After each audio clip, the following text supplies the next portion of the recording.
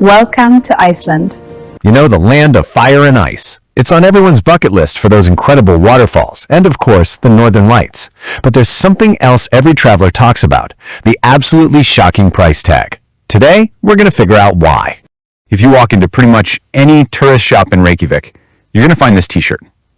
And honestly, it's witty, it's blunt, and as we're about to find out, it is startlingly accurate. It really just perfectly captures the two sides of every single trip to Iceland. All right, let's dive into our first section, Iceland's shocking secret.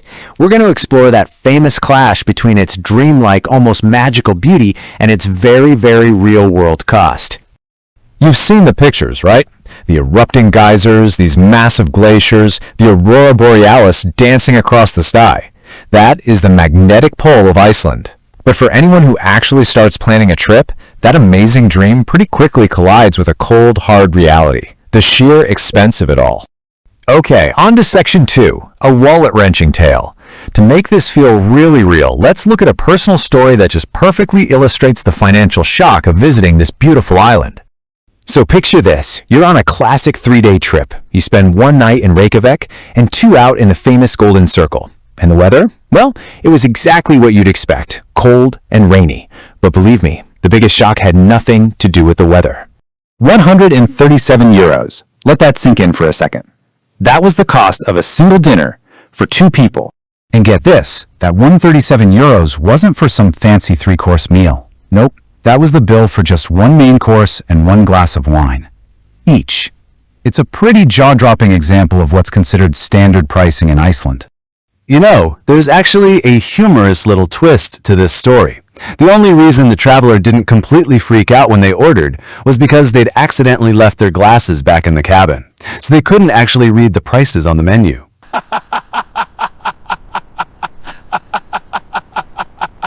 So, here's a little tip.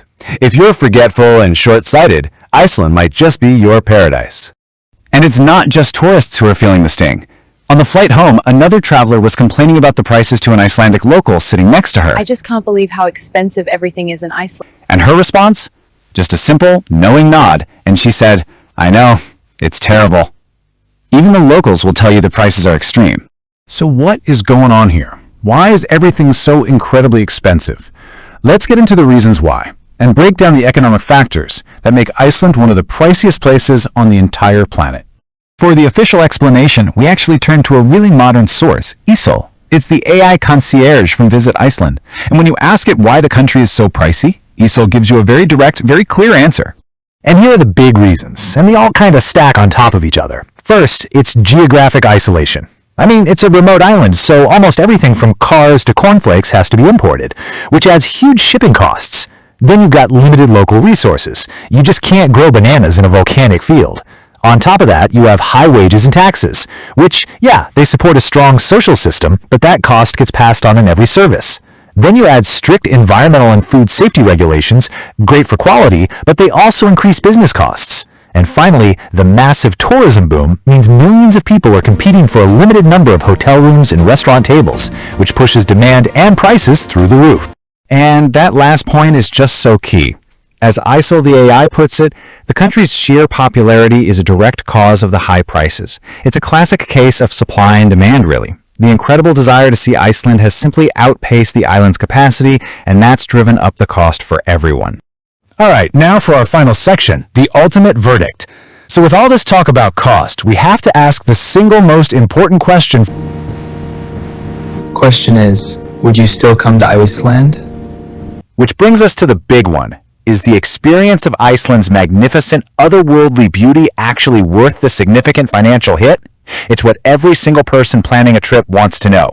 And this lays out the central dilemma perfectly. On one side of the scale, you have serious wallet damage and constant budget stress.